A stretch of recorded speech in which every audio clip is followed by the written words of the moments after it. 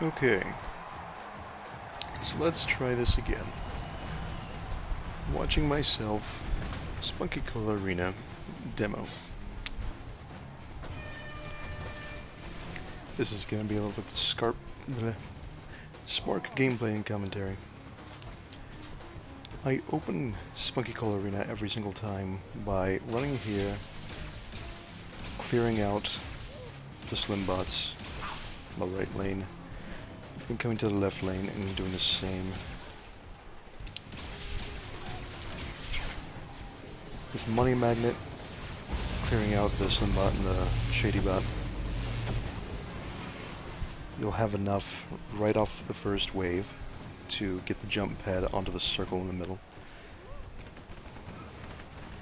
And from there you can immediately start harassing and flanking the other side.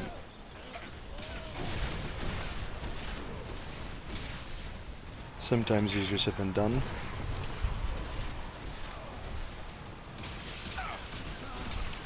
But this Chiston isn't all that great.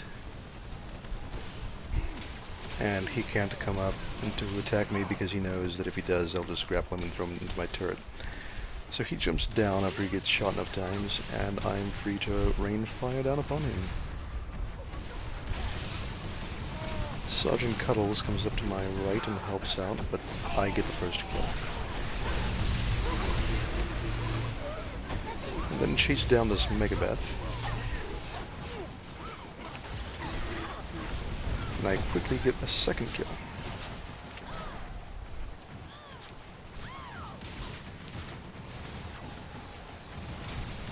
Now, our left turret there is getting attacked, but I'm not too worried about that yet. Players can't do a lot of damage yet, especially not a gunner. At least as long as he's using his chain gun and not his mortar launcher.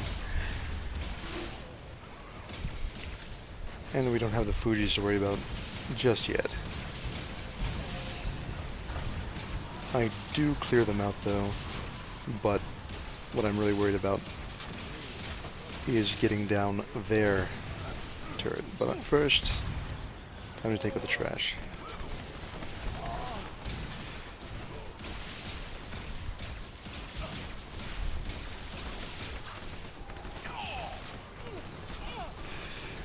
After taking down that shady bot, I think we all start to focus on this one turret.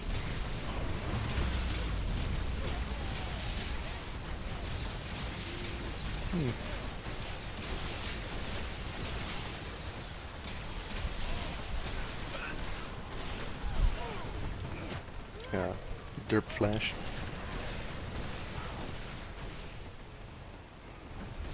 Sometimes that happens. Arc Flash has been known to not give you what you want most of the time. I shouldn't say most of the time. A lot of the time, you'll end up not flashing where you want to flash.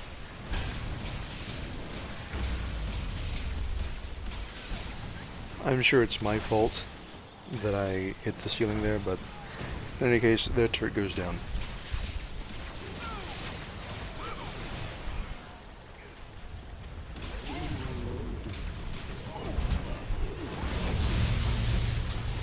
Gunner goes down as soon as it juices.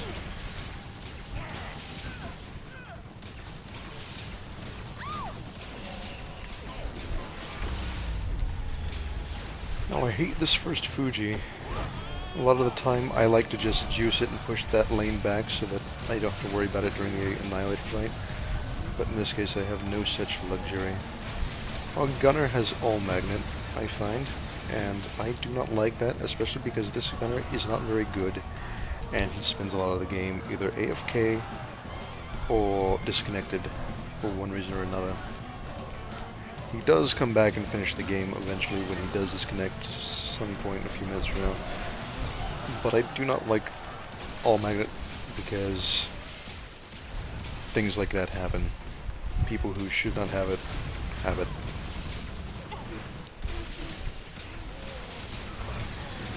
Now, before we even get into what happens in the Annihilator fight, I just want to say I don't really care about getting the first Annihilator. Not really. The Annihilator itself, the first time around, even the second time around, is not all that important. What is important is the Annihilator fight, and winning the Annihilator fight. And I've already killed one person, the Gunner, and he's respawned since.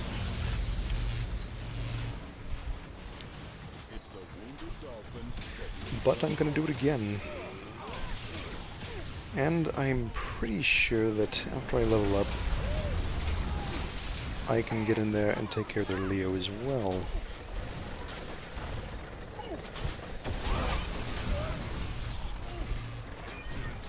There's Chiston back here, who also dies. Their Leo dies again. I think that was their Leo anyway. Their Gunner's gonna die again. This Megabeth is totally going to die.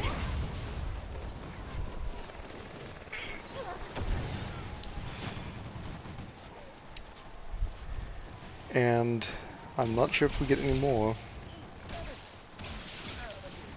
But that was their entire team. Maybe a little bit more than their entire team since they respawned a couple times before I'm forced to retreat. They do get this first Annihilator. But as you can see by the scoreboard here, they're pretty far behind. They have catching up to do. And that is with our Gunner being really bad.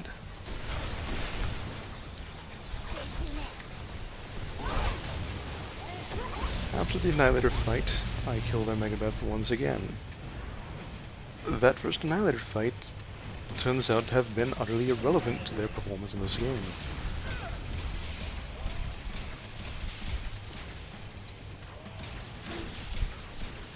Now, that could just be because this team that we're fighting just plain is not good.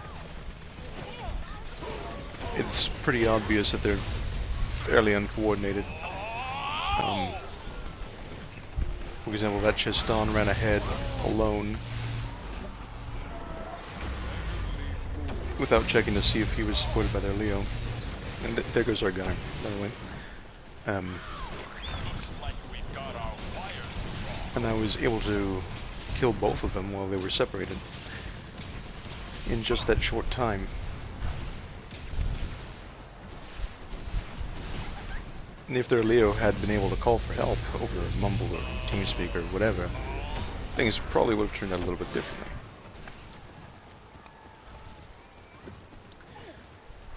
And there's their Chiston again. And he's going to go down. That was Sergeant Cuddles with the kill there.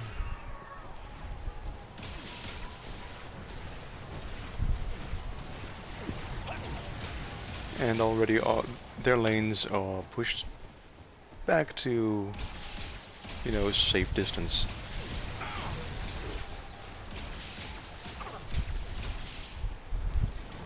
Now, as soon as this turret's shields go down,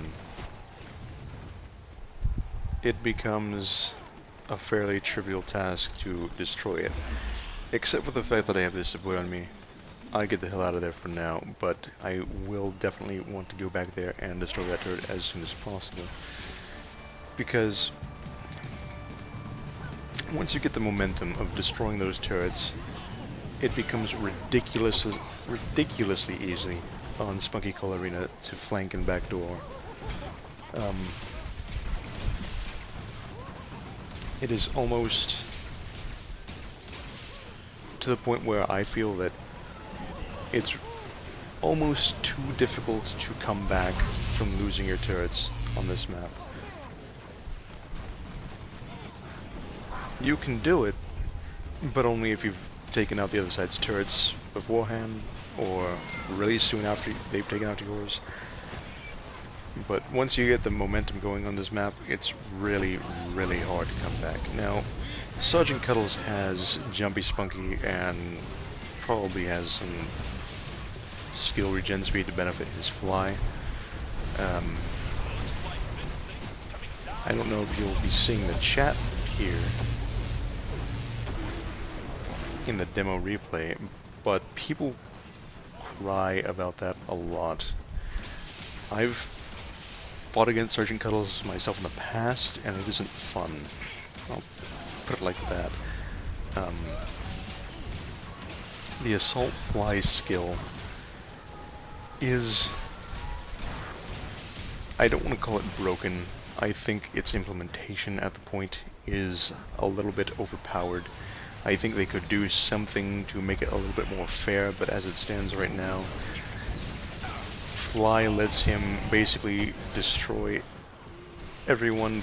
He's able to harass the entire map completely unpunished. He can chase down people well behind enemy lines completely unpunished. Just because he cannot be hit by anything other than hit-scan weapons from the sniper or gunslinger. Now I apply this bouncer here just to chase this Leo back while I focus on this turret. I do not expect to get anything from the bouncer, it's just there as a distraction.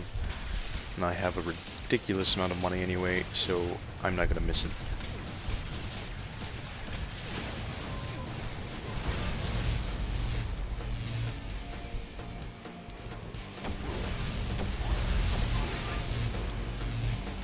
Now, that turret's gonna go down because it's not being defended from any side.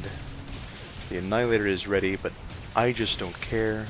I count on my team to take care of that, but as it turns out, they don't. I go in there to help, but it's too late. Second Annihilator goes to Iceman. But as you will find quite quickly, once again, it doesn't matter, their entire team has just died.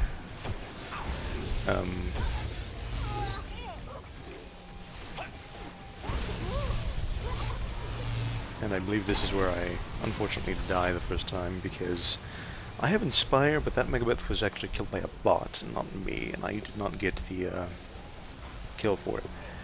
And again, right there, you see other people boo-hooing over Sergeant Cuddles, even though he's not performing quite as good as you would expect, given the level of boo-hoo.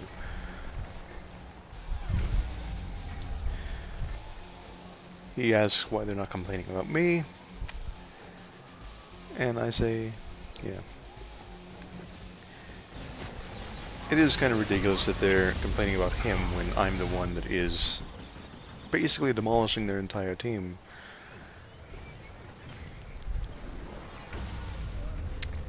I think that Sergeant Cuddles' tactics here are a little bit cheesy, but I can't fault him for using them, just because that's the way the implementation of the skill is. That's how it works.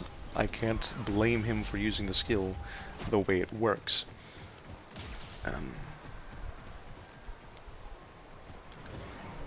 You just gotta either learn to deal with it, learn to use it yourself, and exploit the hell out of it as well. I mean, fair is fair. You have access to all the same stuff that he does, so use it. And that's my thinking. People are free to tell me that I'm wrong, and tell me why I'm wrong, but that's just how I feel. Now, this is what I mean about being ridiculously easy to backdoor this entire map, because here I am, I take down the rocket turret here. Megabeth gets away from me, unfortunately, but it doesn't matter. I took down the rocket turret, and this game is already in the bag, as far as I'm concerned.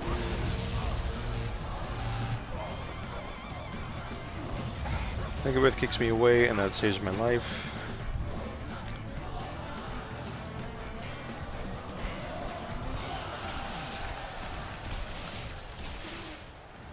They completely fail to press the advantage while I have it. I see that the shields in the other turret went down, so I hurried over here to take it down. If you don't know, there's little squares at the top where the lines are that indicate the turrets, and there's white boxes around them that indicate whether the shields are up or not. If you don't know. So that's why I'm here. I was so quick to rush over here. Now, as soon as that goes down, they're basically screwed because we have... I can teleport around like crazy, and I have full access to the entire map now without any worry of punishment.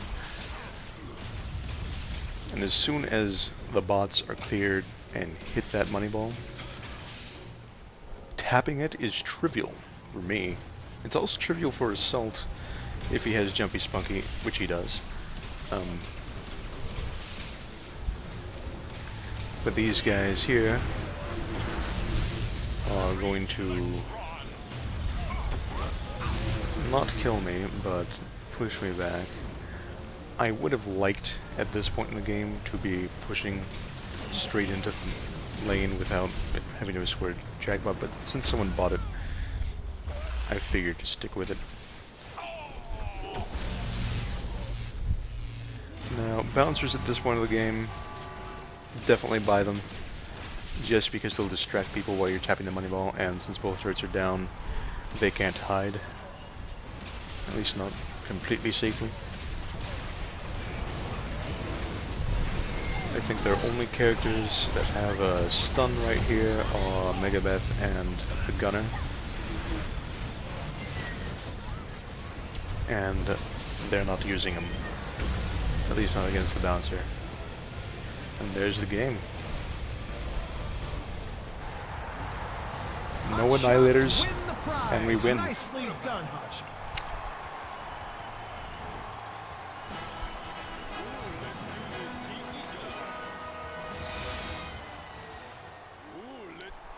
And here's the final screen. That's it here from Spunky Cola Stadium, fans. And that'll be Stay all. tuned.